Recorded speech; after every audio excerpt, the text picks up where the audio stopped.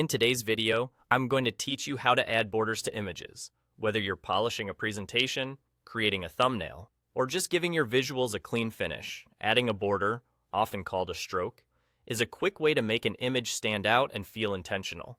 Start by opening your project and navigating to the image you want to enhance. Click the image to select it. You'll know it's selected when you see the usual selection handles or a highlight around it. This matters because the next controls only appear when the image is active. Look to the toolbar above your canvas. You should see an icon that looks like a set of horizontal lines. That's the stroke style control. If you don't immediately spot it, it's often grouped with other appearance or outline options and may only show up once something is selected. Go ahead and click that icon to open your stroke styles.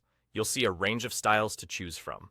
These typically include solid dashed or dotted outlines, and sometimes variations in how the stroke aligns. Pick the style that best fits the tone of your project. Solid strokes are clean and versatile, while dashed or dotted styles can add a lighter, more playful touch. As you hover or select, your image preview should update so you can see exactly how it looks. Next, adjust the stroke weight using the slider labeled Stroke Weight. This slider controls how thick or thin your border appears. Sliding to the right increases the weight for a bolder outline. Sliding to the left keeps it more subtle.